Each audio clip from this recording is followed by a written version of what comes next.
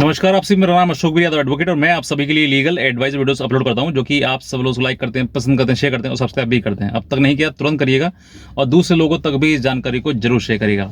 बहुत सारे हस्बैंड्स ऐसे हैं जो सेक्शन 498A के होने के बाद उतना परेशान हो जाते हैं जितना कि आदमी को अपना जीवन जो है वो ऐसे लगता है जैसे कि बिल्कुल उसको समाप्त कर देना चाहिए, क्योंकि अब जो हमारे बस की बात नहीं है हम इस चीज़ को जी लें आगे।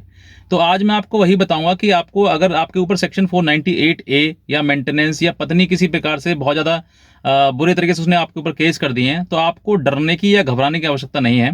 आपको सिर्फ और सिर्फ ये काम करना है जो मैं आपको बता रहा हूँ। सबसे पहले आपके दिमाग में जो गलत विचार आ रहे हैं कि भाई मेरी पत्नी मुझसे चली गई है, मुझसे मेरे ऊपर मुकदमा कर दिया है, तो बहुत सारे लोग ऐसे होते हैं जो कि मरने की सोचते हैं। जैसे कि आप ये साइड में देख रहे हैं, ये जो मैंने आपको स्क्रीनशॉट भेजा है, इसके आधार पर आप समझ सकते हैं कि पत्नी ने इस पति को कितना पीड़ित कर रखा होगा, जो व्यक्ति ये कह रहा है कि मुझे अब जो है वो मरना है, आत्महत्या करनी है। तो ये सब चीज़ें जो है वो बहुत कॉमन नहीं होती हैं, बहुत कम लोगों के साथ में सारी तरीके चीज़ें होती हैं। हर व्यक्ति ये सोचता है कि मैं अपनी पत्नी के साथ में जो है वो बहुत अच्छा जीवन व्यतीत करूंगा, लेकिन कहीं ना कहीं जब समस्याएं आती हैं, परिवार खराब होते हैं, तो फिर इंसान जो है अपना जीने का जो एक अधिकार होता है, जीने का जो मन होता है, वो ख़त्म करना शुरू कर देता है। ऐसे कई लोगों के साथ में हुआ है जिनकी मैं लगातार मदद करता हूं और कहीं ना कहीं मैं उन लोगों को मोटिवेट भी करता हूं कि भाई आपको ऐसा काम नहीं करना है। अगर आप ऐसा काम करेंगे तो सोच कर देखिए कि आपके ना होने पर किस व्यक्ति को सबसे ज़्यादा फर्क पड़ेगा। क्या उस व्यक्ति को फर्क पड़ेगा जिसके लिए आप जा रहे हैं? नहीं। अगर उसको फर्क पड़ता तो वो सोचता कि अगर ये मेरे जीवन का हिस्सा है, इसको मैं कैसे अपने आप से अलग कर सकता हूं या कर सकती हूं, और किस तरीके से मैं अपने पति के ऊपर ही लीगल तरीके से उसके ऊपर गलत आरोप लगाते हुए कैसे मैं उसके ऊपर मुकदमा दर्ज कर सकती हूं। जिस महिला ने ये नहीं सोचा, तो आपके होने और ना होने से क्या फर्क पड़ेगा उसके ऊपर? सबसे ज्यादा जो फर्क पड़ेगा वो आपकी मां पर पड़ेगा। वो बेचारी रो रो के मर जाएगी कि मेरा बेटा एक चला गया। किस वजह से? एक पत्नी की वजह से। तो इतने कायर नहीं बनना है आपको। अगर आपकी कोई गलती नहीं है तो आपको अपना जीवन जीना है, और आपको अगर आपसे मान लीजिए मैं कहता हूँ गलती हो भी गई है आपसे, तो उन गलती को सुधारने का ही रास्ता है। आपको अपना जीवन त्याग देना या किसी के वजह से अपने आप को खत्म कर देना, ये गलत है।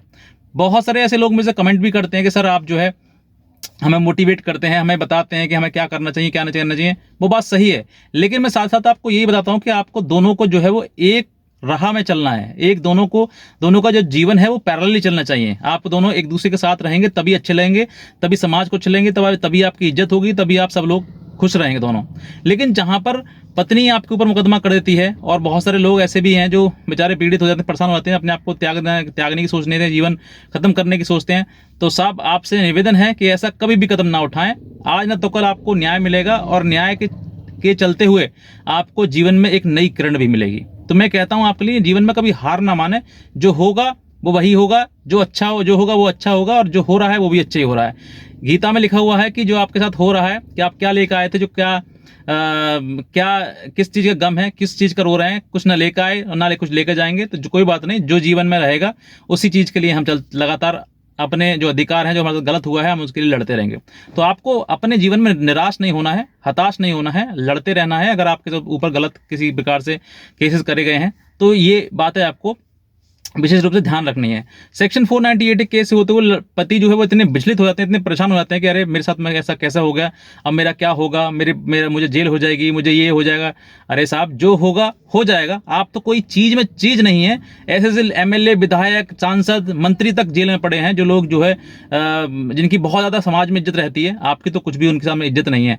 तो गलत कुछ नहीं है, ये कानून अगर प्रक्रिया है। अगर आपको किसी भी प्रकार की कोई परेशानी होती है या फिर आपको परेशानी आती है आपके जीवन में, तो आप ये मत समझिए कि मैं इस जीवन को खत्म कर लूं। नहीं, आपके समय जो अगर जीवन में आपकी परेशानी आई है, तो इसका मतलब ये है कि आप जो है अब अपने जीवन में आपके में बदलाव होने वाला है, धीरे धीरे बदलाव हो रहा है। आप एक अलग व्यक्ति, समाज के व्यक्ति जो है, आप अलग तरीके के व्यक्ति बनते चले जा रहे हैं। कहते हैं जिस पत्थर में छेनी हथौड़े की चोट से दर्द होता है, उसमें मूर्त कभी नहीं बनती है। तो आपके ऊपर छेनी हथौड़े चल रहे हैं, आपकी भविष्य में हो सकता है कि आप मूर्त बन जाएं, आपकी पूजा होने शुरू हो जाए। तो ये आपको समझना है कि गलती अगर आपसे हुई है तो आप आज ही क्षमा मांगें, आज ही जो भी है निर्णय लें। लेकिन गलत अगर आपके साथ में हो रहा है या हुआ है तो आप उस चीज़ के लिए बिल्कुल भी ना करें। तो ये आपको समझना है कि मुझे किस तरीके से अपना जीवन व्यतीत करना है। और रही बात आत्महत्या की या अगर अपने आप को ख़त्म करने की, ऐसा बिल्कुल ना करें। आप ऐसा करेंगे तो सबसे ज़्यादा नुकसान जो आपके परिवार को ही होगा। आपका भाई, आपकी माँ, आपके पिता, ये सब लोग जो है वो बहुत ज़्यादा परेशान हो जाएंगे और हो सकता है कि आपके पीछे पीछे वो भी अपना जीवन खराब कर लें और पता ना क्या हो जाए। तो आपको समझना है कि मेरे ना होने पर उस व्यक्ति को जिसकी वजह से हमने अपना जीवन त्यागा, उस पर कोई फ़र्क नहीं पड़ेगा। पड़ेगा फ़र्क तो सिर्फ और आपके भाई पर, आपकी बहन पर, आपके पिता पर, आपकी माँ पर। तो इन चीज़ों को विशेष रूप से ध्यान रखिएगा। किसी प्रकार के आप गलत मत सोचिएगा। मेरी बहुत सारी वीडियोज़ हैं, हो सकता है आपको कहीं ना कहीं मोटिवेट करें, आपको कहीं ना कहीं इस चीज़ का सॉल्यूशन दें कि हमें जीवन में करना क्या है। मैं बहुत सारी वीडियोज़ बनाता हूँ आपके लिए, आप समझते जाइएगा। और किसी प्रकार से आपको डरने की आवश्यकता नहीं है। कोई भी लीगल एडवाइस अगर आपसे हम चाहते हैं, हमसे आप चाहते हैं, तो आप हमें हमारे दिए हुए नंबर पर हमें एडवाइस भी कर सकते हैं हमसे और हमें संपर्क कर सकते हैं। तो आज का वीडियो देखने के लिए आपसे बहुत धन्यवाद।